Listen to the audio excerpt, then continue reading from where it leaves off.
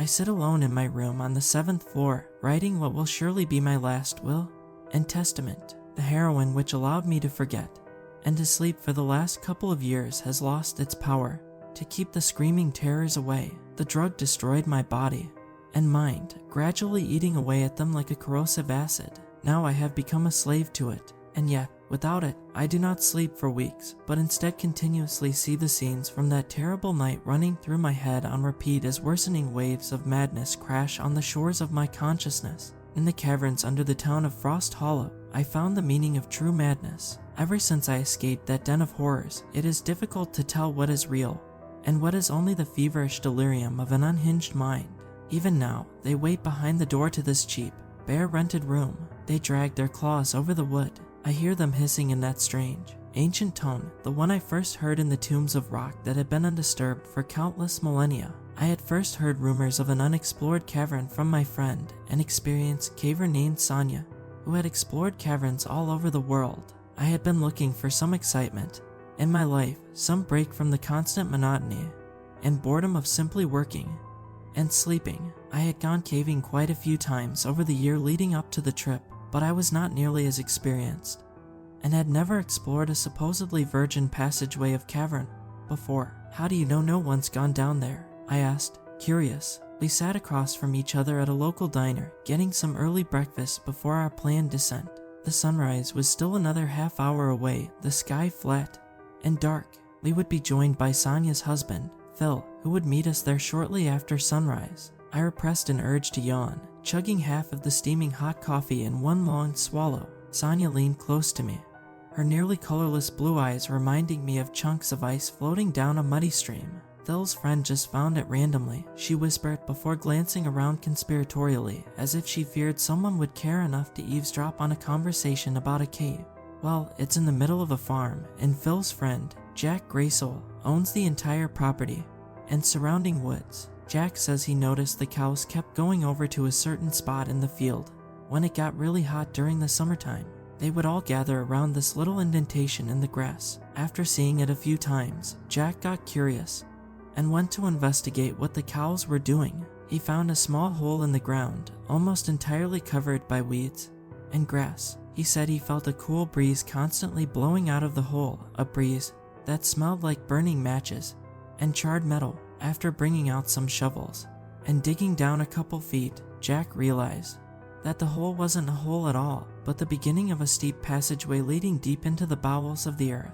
The owner of the land decided to unofficially call the newly discovered cavern Graysoul Caverns. Out of respect for him, this is also the name we all used. This is the story of how I found myself in the bowels of a strange subterranean tunnel, a tunnel where creatures beyond my comprehension slunk and hunted, skittering monstrosities who would be more at home in a nightmare. After grabbing a couple coffees to take with us, Sonia drove over to Graysoul Farms. Cows stood out in the grassy fields, huddled in tight circles as they repetitively chewed. A thin silhouette of Jack Graysoul waited for us next to the herd. He had a face like a raisin, I thought to myself. I watched his thin, shaking body standing in the middle of an overgrown grassy field. Jack stared down blankly at something only he could see. Sonia and I started unloading some equipment from the car while we waited for Phil. Once we had the backpacks loaded with some simple supplies, such as water, food, headlamps, rope, a couple extra batteries, some buck knives, and radios, we headed over to accompany Jack. We weren't taking much, as we didn't really expect to be down there for more than 6 or 7 hours at the most. Jack Graysoul's withered old face was as slack and expressionless as that of a corpse. He stared down at the ground as if he were in a trance, waving back and forth slowly on his feet like a plant in a light breeze. Jack, Sonia called out as we approached. I could hear the man's teeth chattering as we got nearer. Hey, what are you doing over here this early? You interested in accompanying us down there? Sonia joked, but Jack might as well have been totally deaf for all the reaction he gave. Sonia glanced over at me with an anxious expression. I wondered if the old man was having a stroke. I quickly walked over to where he stood, staring down at a black circular hole about 3 feet across directly in front of his feet. The entrance to Graysoul Caverns stared up at us like a sightless pupil. As I drew within a few feet of Jack and looked straight into his blank eyes, I noticed something alarming. His pupils were quickly dilating and constricting before my eyes. They would shrink to tiny pinpoints, then, a couple seconds later, rapidly expand until they became dark and serious. I could see his thready, rapid heartbeat pulsating in a vein on the side of his temple. Alarmed, I reached forward and put my hand on his shoulder. Instantly, he came to life, like a man waking up from a nightmare. Shrieking, he looked at me with fully dilated pupils, reminding me of a panicked deer surrounded by wolves. His quavering old man's voice shook with ineffable existential horror and mortal fear. He took a step back away from us, seeming to realize where he was and what he was doing. He looked around, confused, then straight at me and Sonia, his eyes focused with anger and fear as if we were demons here to drag him down to hell. His eyes flicked back and forth between us constantly. Jack raised a trembling hand and pointed it straight at my heart. "It's you," he said, his voice dropping to a harsh whisper. His teeth chattered despite the warm spring air. His skin looked deathly pale. "You're the one who will bring an end to humanity, who will release the ruler of nightmares upon us." He continued to point accusingly for a long moment at me, his face turning chalk white. Then his eyes rolled up in his head. Slowly, he stumbled and fell backwards onto the soft grass of the field. "Jack," Sonia cried, running over to the old man. Jack's breaths had started to come in slow, drawn-out gurgles, like a man with a slit throat trying to breathe. Frothy blood bubbled from his lips as they turned blue, staring up at the endless expanse of cloudless sky. He exhaled one last shuddering breath and died. Phil showed up only a couple minutes later. He found me and Sonia in a state of utter panic, both of us bent double over the still body of Jack. Sonia was on the phone with 911, and I was trying to give Jack chest compressions. The way his fingernails and lips shone with that cyanotic blue cast made me feel sick and weak. I knew it was futile, that I was simply playing with a corpse at this point, but I didn't know what else to do. I felt if I didn't do something, I might explode. I heard the faint wailing of sirens approaching as Sonia's panicked voice continued babbling to the 911 operator. Phil stood by her side, his tall, dark features searching and lost. "Oh God, I think he's dead," Sonia cried over and over to the operator, as if she thought the operator could do anything about it. I didn't hear what the operator said in response. As the ambulance pulled in, I gave up on chest compressions. I stood up and took a step back, looking sadly down on the kindly old man's dead body. The paramedics ran over. Phil, Sonia, and I stood back while they worked on the corpse, trying to shock the heart back into life. But Jack's open eyes stayed glazed as they stared sightlessly up into eternity. The paramedics left. A couple police officers stayed behind to ask us a few routine questions. Eventually, after an hour or so, they left too. "What a fucked up day," Phil said, shaking his head grimly. "Do you guys still want to do this? Maybe it's an omen from God telling us to go home." Sonia and I exchanged a glance, then we both nodded at the same time. "Definitely," she said. "It's sad what happened to Jack, but realistically, we don't know what's going to happen to this property now that he's passed away. It might get sold or taken by the bank for all we know. This could be our one and only chance to explore this cave. I don't believe in omens." "I'm still down," I said, feeling slightly sick from the experience. I still remembered how Jack's body had cracked under the weight of my chest compressions, how his ribs had snapped like bones shattering in greedy hands. "We'll do it in memory of Jack. I plan to put this up on YouTube." I pulled my GoPro out of my bag, turning it on. Phil groaned at that. "Do we have any idea how far down this cave goes?" Phil asked. I felt a sense of relief now that the topic had changed from the death of the old man. I sent a little camera down on a rope, but it only went about 100 feet. Sonia responded. "It's pretty steep at first, then it levels out." I couldn't really see much after it leveled out, but it looks like it should be easy to climb down. There's plenty of handholds, lots of jutting rocks. Phil put on his headlamp and small pack. As he crawled down into the hole, his tanned face looked up at us and gave us one last devilish grin. Once he had gone down a few dozen feet, Sonia started descending. She looked excited and happy. I noticed how she couldn't stop smiling as she disappeared from view. I watched their lights grow smaller and dimmer in the circular tunnel. I marveled at how perfectly circular the entrance was. It almost didn't even look natural. Taking a deep breath in, I followed my friends down into the dark. "This isn't too bad," I said as I climbed down. The jutting rocks gave plenty of handholds and footholds for us. It wasn't so tight that it felt like a coffin, either. "It only gets easier from here." Sonia called up.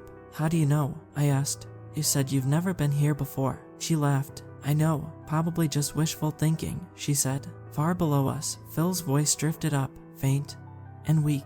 He had already reached the bottom. The tunnel really opens up down here, guys, he called. It's somewhat bizarre, though. What do you mean by that? Sonia asked. I looked down, seeing Sonia, and I would reach the bottom in seconds. Forget it, I'll let it be a surprise. I heard her drop down. Slowly and carefully, I lowered myself down the last few feet.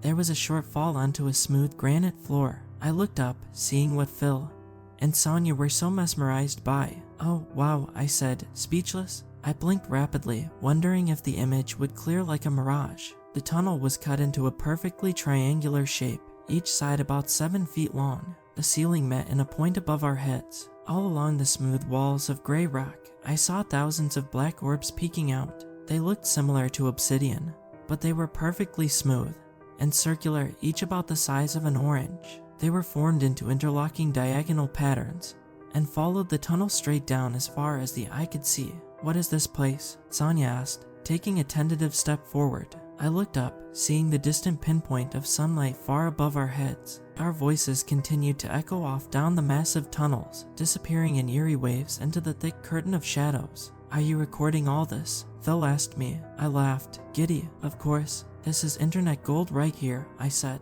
No one's going to believe that this isn't man-made. However, I can't even believe it. Do you think Jack was playing a joke on us or something? Jack had the sense of humor of a wet paper towel, Phil whispered, shaking his head.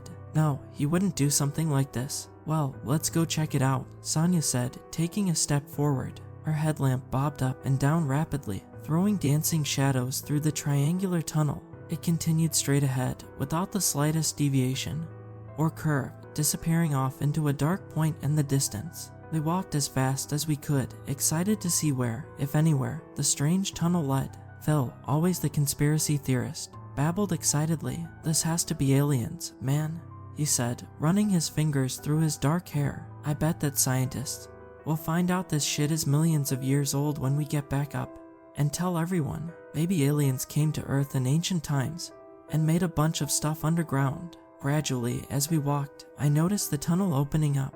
The pointed triangular ceiling rose up higher above our heads, and the walls moved outwards, as if we were walking up a triangular funnel. At first, it was so subtle that I didn't believe it when Sonia pointed it out. No, look, she said, raising her hand above her head.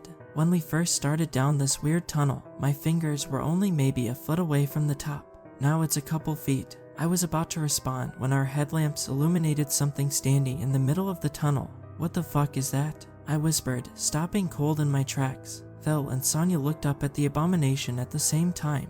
Its back was to us. It stood nearly as tall as the tunnel, which was now about 20 feet high. The bottom half looked black and spidery with dozens of long, jointed legs. A bloody, white spine rose out of the massive legs. Inhumanly long, skeletal arms stretched out in front of it. Its face was pointed away from us, but the back of its head resembled an enormous pointed skull with deep fissures like the cracks of an earthquake running through the bone. The abomination stayed as still as a statue, and for a long moment, I wondered if we were looking at some macabre work of art. Then, suddenly, one of its insectile legs twitched. A moment later, the other leg started jerking and twisting. There was a sound like bones shattering as it rose up to its full height, turning around to face us. Its face was like something from a nightmare, melting and reforming constantly like dripping candle wax. I would see a black eye appear on its forehead, then a grinning mouth on its chin, then the features would get sucked back into the folds of melting flesh. After a few moments, 2 enormous eyes appeared on its face, dark and cold like craters on the surface of the moon. The mouths and noses disappeared back into the dripping skin, and only the 2 lidless eyes remained, emanating a cold, reptilian consciousness beyond the ability of my mind to comprehend. I felt terror radiating from its body like freezing waves. Free me, it cried in a gurgling voice that seeped with insanity. It had a shrieking, metallic ringing behind every word that gave it an alien quality. Free me, and I will give you the waters of eternal life. Within me, I contain the seeds of immortality. Within the nightmares, we live forever, always together, never alone. Who are you? I asked, terrified. The black reptilian skin of the enormous beast glistened as it knelt down, its massive face drawing near to mine. A sideways mouth burst out of the liquefied flesh, showing hundreds of fangs growing like tumors from its white, bloodless gums. The fangs varied in size from only a couple inches to long, sword-like projections that stabbed into the creature's flesh, causing white blood glittering with rainbows to fall like raindrops all around me. "I have many names," it hissed, its thousand voices rising and falling in crashing waves of sound. I was present at the beginning, when this planet was no more than dead cliffs and endless freezing oceans. "Those holy ones who search for us, the ancient ones, call me Nuralaha. How do we free you?" Phil asked, looking terrified. He held Sonia's hand tightly. "By letting me into your mind and body," Nuralaha cried, shaking the cavern. "I was thrown down here, cursed and forgotten. I cannot leave this place of shadows within this body, but in the body of another, my consciousness can be free, and the seeds of new life can spread beyond this prison." "There's no way anyone's going to do that," I said, my eyes widening, as Nuralaha's reptilian skull turned towards me in fury. "I mean, you're asking one of us to give up our individuality, our lives, right? I am asking you to become one with me and gain power undreamt of by mortals," it cried. "I have within me the fountain of life, the waters that send death away screaming." I glanced anxiously at Phil and Sonia, wondering if we would have to run. "The answer is no," I said. "I'm sorry. Yeah, we can't do that," Phil said, backing me up. "But anyways, I think our trip has ended. It's time to turn around." "You will never return," Nuralahath cried, skittering away from us. "If you will not accept salvation, then you must accept death." Within seconds, it slunk away from us, backpedaling on its many skittering legs into the shadows. All around us, a rumbling started. There was a pounding that crashed through the rock tunnel as if an insane blacksmith were hammering on a massive anvil. The ringing of crashing rock started off slowly, with a few stones smashing down around us with heavy blasts of sound. Within seconds, the cacophony sped up, rising into a constant stream of destruction. The black orbs were spinning in place all up and down the tunnel, their glossy obsidian surfaces flashing with sparks of blue light. "It's collapsing," Phil cried, running back in the direction we came, holding Sonia's hand as she tried to keep up with him. I could only stare for a long moment, not sure what to do. It seemed that the direction Phil was heading stood closer to total collapse. "Wait," I cried, but my voice was drowned out in the destruction all around us. I felt a rock smash into my shoulder, sending me down to my feet. I heard Phil give a scream of pain, then another stone came down and smashed into my forehead. I remember seeing everything spinning around me as the world went black. I awoke to find my headlamp still shining straight up in the dusty tunnel. Large chunks of the tunnel had slid out of place and crashed to the stone floor. The granite chunks that had fallen looked unnaturally smooth, most of them in the shapes of cylinders or cubes, and varying in size from that of an egg to that of a small car. My head throbbed. It felt as if a tight belt of fire were wrapped around my temples. Groaning, I put my fingers up to my forehead. They came away slick with blood. Slowly, I started pushing myself up on my feet. I was relieved that nothing seemed broken.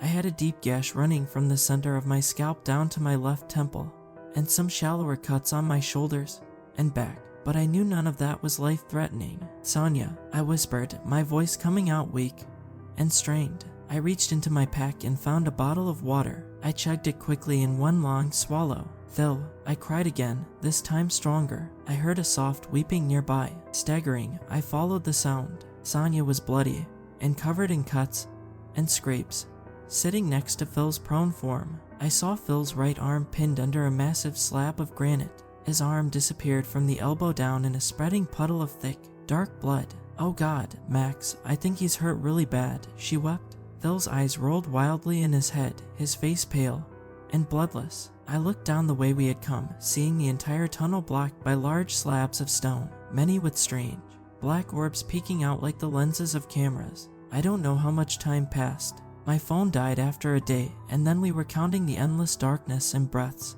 and tears. Phil swam in and out of consciousness as his arm putrefied and blackened around the crush site. After a couple days, Sonia and I agreed that something had to be done. We told Phil we would need to amputate his arm. He was half delirious, but he came back long enough to understand us and nod weakly. We made a fire with Phil's pack, trying to find fuel to throw in it to get it roaring.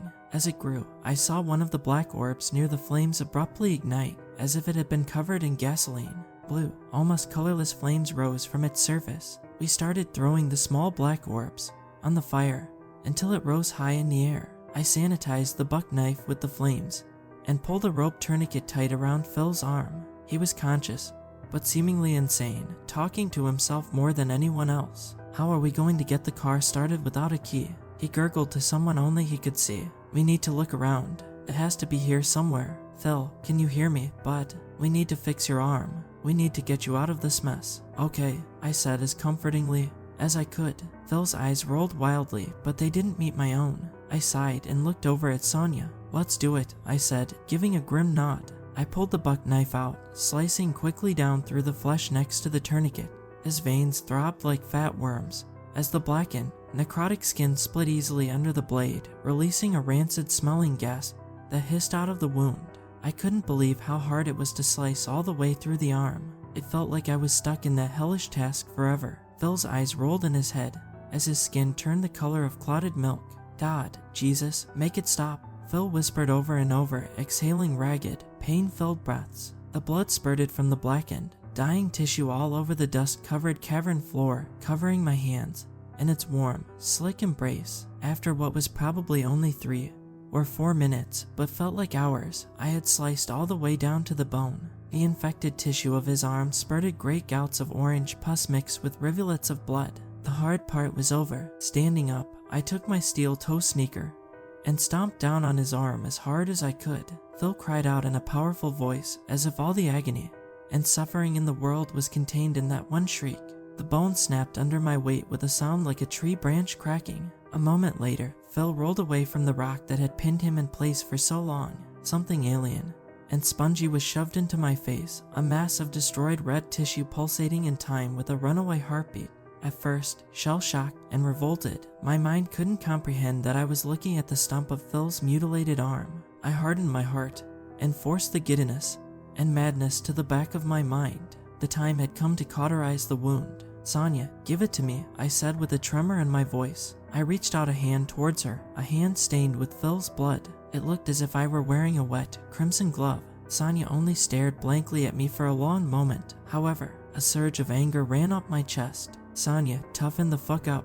He's going to die if you just sit there. I swore at her, hearing my deep, angry voice bounce around the caverns. Sonia pulled back, as if she were struck. Inwardly, I cursed having a woman as my only able-bodied companion in this situation. She was a competent enough caver, but what would happen if violence and blood came over us? What would happen if, or more realistically when, we needed to fight? Grimly, Sonia leaned forward and yanked the burning black orb out of the roaring fire, handing it to me on the end of a buck knife that had just barely pierced its hard, strange exterior. The handle of the knife felt coarse and splintery under my filthy skin. I put it to the spongy stump of Phil's arm. The stump twitched violently. Phil tried to pull away. As black smoke rose from the burning flesh, there was a smell like bacon sizzling. The searing meat of Phil's arm blackened and crisped under the heat of the orb, which had become no more than a cylinder of glowing blue embers by this point. I felt simultaneously sick and giddy. I didn't know if I wanted to laugh or vomit. I felt like I was on the verge of some kind of madness, that the stress and insanity of the experience had started to shatter my mind. His eyes rolled back in his head, and he appeared to go into a seizure for a few seconds. With a long exhalation of breath, he finally, mercifully, lost consciousness. It's hard to admit it, even this close to the end, but a small, sick piece of me was jealous of Phil. Most likely, he would be dead soon, maybe within hours, while Sonia and I would slowly starve and dehydrate like animals over a period of weeks. I looked at her lithe body and soft skin, seeing the feminine curves of her hips and chest. She was a beautiful woman. I knew Phil to be a lucky man. At least, before this trip, he was. I watched her body, wondering if I had what it took to eat her or Phil if I had to. Did I have an iron heart that would allow me to slice into my friends and consume their raw, cold flesh? Perhaps, by that point, it would be hunger and madness driving me forward, and I wouldn't even hesitate. I shuddered at the very thought. I fell asleep that night, having strange dreams of massive gods with melting faces sitting in judgment in a circle around me. We had very little food or water left. No one knew we were down here. Rescue was not coming. When I awoke, I found myself alone. Phil had died from his injuries. While I slept, the black streaks of septic shock spreading up his arm towards his heart. His eyes stared sightlessly up at the rock ceiling. Sonia, I called out, my heart racing as I sat up.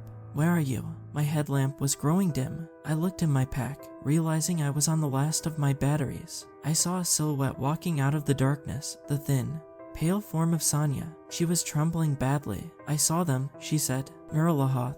And its priests. The priests aren't human. They look reptilian with sideways mouths.